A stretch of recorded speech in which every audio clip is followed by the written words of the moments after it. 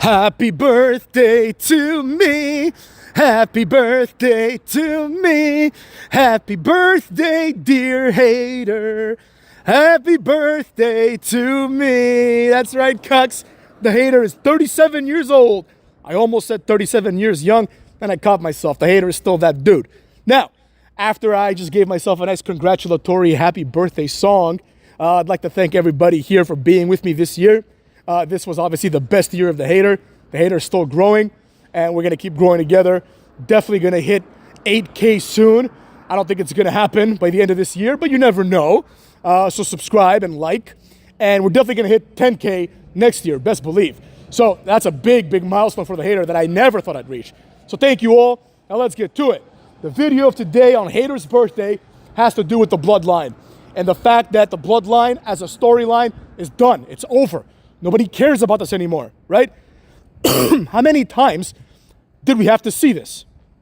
I will say one thing, and that is that they've done a good job in keeping interest of the simple fans, right? By having Solo Sikoa do what he's done, and that is by having him bring in a bunch of jobbers and create a second Bloodline and booking the second Bloodline relatively strong, they have now created what's going to be known forever as the Bloodline Civil War. Now, here's the problem with this. A couple of issues that I have with this. Number one, Rikishi said that Solo Sikoa is definitely a main eventer now. And they should give him the belt because the belt should be on the guy that everyone hates. No, that's just silly. Rikishi says that because Solo Sikoa is his son and because he knows deep down inside Solo Sikoa won't be WWE champion. But nevertheless, you know, there were times when it would have made more sense than to have it on Cody Rhodes. You know, we always have to keep in mind, the alternative is Cody Rhodes. So anything's better than that at this point. But insofar as the Bloodline goes as a storyline, it's been going on for far too long, right? The build-up was too long and too slow, and the payoff, the several payoffs, were too slow and too boring, right? So for example, beginning with Jey Uso being a recalcitrant member who doesn't want to join the Bloodline, that stuff went down the way it went down. Should have been 2 episodes of SmackDown at most. It was like a 3 pay-per-view arc. Then, Jimmy Uso does the same thing effectively. And he falls in line. Jey Uso kind of falls out of line. He falls in line. Then we have dominance for a few years. You got Paul Heyman in there. Solo Sikoa, which is logical, eventually joins, right? This leads to Roman Reigns being propped up as the guy and being basically made the champion and kept the champion by the collective efforts of his family.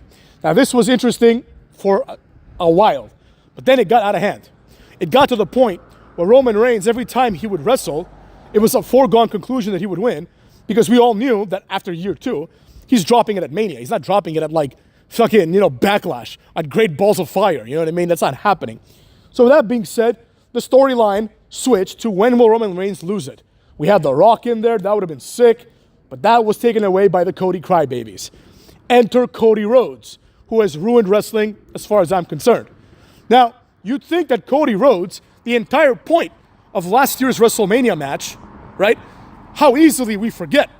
First, we have the first match, Cody and Seth Rollins versus the Bloodline, including The Rock and Roman Reigns. Think about that just right there. The Rock and Roman Reigns. And now the Bloodline is represented by Solo Sikoa and Jacob Fatu. Quite a step down if you ask your boy. But anyways, The Rock comes out, does nothing basically. Ultimately, it led to nothing. The Rock came back, he had no impact, right? Cody Rhodes won the title. The Rock failed, right? So it's over. What more do we have to look forward to? Cody Rhodes defeated the Bloodline. That was the storyline that he finished, right? Cody Rhodes became the champion, and he finished the Bloodline.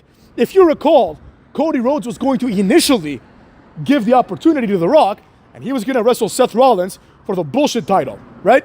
Remember that? And the reason he didn't do it was because he had unfinished business with the Bloodline. But now, the Bloodline is still around, the storyline is still around, and Cody Rhodes is busy feuding with Kevin Owens and Gunther. So, what the hell are you doing? In short, cucks, once Roman Reigns lost, that should have been the end of the Bloodline. Solo Sikoa could have then started his own group, and it wouldn't have been tarnished by the name The Bloodline. Because calling it The Bloodline has led to Solo Sikoa now feuding with Roman Reigns, which I know is what they wanted to do. But this, in my opinion, holds back Roman Reigns. Roman Reigns is the former WWE champion. Do you know who the champion was before him? It was either The Fiend or fucking Braun Strowman, right? That's how long he's been champion. He won it in a triple threat against those two, right? So with that being said, it's like Roman Reigns is the most established main eventer of all time, kayfabe-wise. So Roman Reigns coming back and having an issue with Tama Tonga is laughable. It would be like after Stone Cold got run over by Rikishi / Triple H, if he came back and his first feud was with Funaki or Taka Michinoku from Kaientai, right? Or if his first feud was against like D'Lo Brown or someone like that. No, he's going to come back. He's going to get his revenge quickly in one pay-per-view. Then he's going to win the Rumble, right? And then eventually he's going to become the WWE champion again and turn heel and give us some of the best wrestling of all time. But instead, Roman Reigns comes back periodically, in a very damp way. He shows up, then he leaves, and he shows up, then he leaves, and he shows up, then he leaves, right? And this has been dragging on now, right? We're in November because it's November 1st, the hater's birthday. I believe it's also LA Knight's birthday. Yeah, great people have great birthdays. So, and Billy Gunn's birthday too. So with that being said, right, the whole idea here stems from the fact that November to, let's say, April, which is when this whole circle jerk ended and started again, Roman Reigns has been gone and has come back for 7 months, and thus far all he's got to show for it is one match against like the Bloodline, right? That's all he's done. He's had one match in 7 months, cucks. This is supposed to be the guy that's supposed to come back and just run roughshod over everybody. I think he's only had one match. Yeah, he may have had two. I think he's had one though, right? And then now he's just having wrestling feuds with the people that he's beaten. Cody Rhodes beat them, Roman Reigns beat them, but they refuse to go away, which is understandable because why would they go away? But someone needs to walk away. Roman Reigns eventually will beat the Bloodline, and either it'll be some sort of like, if Roman Reigns wins, the Bloodline has to like, disengage and like break up, or he'll just beat them, they'll continue their shit, and then Roman Reigns is gonna say, oh well, I'm done with him now. I've proven myself, right? But why couldn't he just say that before? What are we waiting for? We're waiting for this big payoff, and I get it, it's gonna be pretty big, because it's years in the making.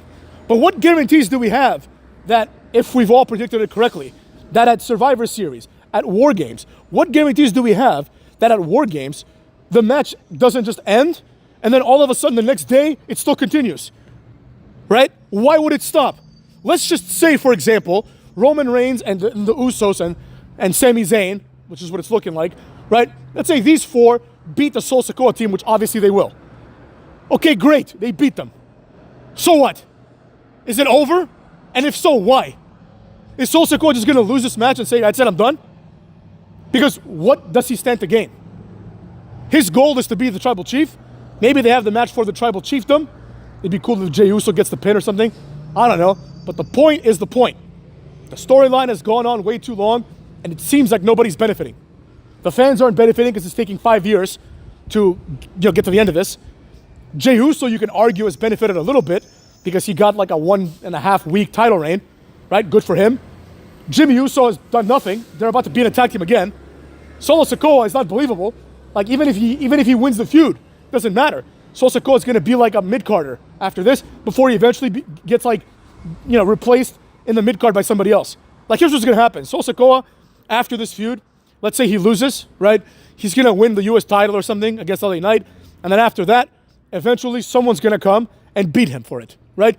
It's going to be someone from NXT, like Oba Femi. I could see that happening. Oba Femi comes in, beats for the US title, they feud, that's it. The feud after that, it's him versus the fucking Wyatt family at this point. You know what I mean? That's how far he's going to drop down the card. So let's not get it twisted. This is a waste of time putting jobbers in the main event. At the end of the day, in 3 years, you can guarantee it, you can bet your ass, in 3 years, the Usos will be feuding with the New Day or some other tag team for the tag team titles. This is not like no stars have been made here. You understand? The same way that when Kofi Kingston became the champion, no stars have been made there. Or when Daniel Bryan became the champion, no stars were made. The next year, he was in the Intercontinental title ladder match, opening WrestleMania. So this has been a colossal waste of time, and the best way to address it is now rather than later, and that is to pull the plug. Just have this match, and that's it, cucks. That's it, just have the match. They should have already finished this 100 times, but it is what it is. But like, I understand that wrestling is cyclical, and the logic here is this: Roman Reigns is going to get rid of these jobbers at Survivor Series, and then he's going to move on to the main event picture again to wrestle against The Rock. But so what, right? At this point, it's 1 year too late, and this year's been a waste. Roman Reigns could have had massive feuds and massive pushes this year, right? Everybody else could have benefited if people only wrestled. So there you have it, Cooks. That's been your thoughts from the hater on his birthday. Let's look forward to another awesome year, and let's go from there. Cuckolds.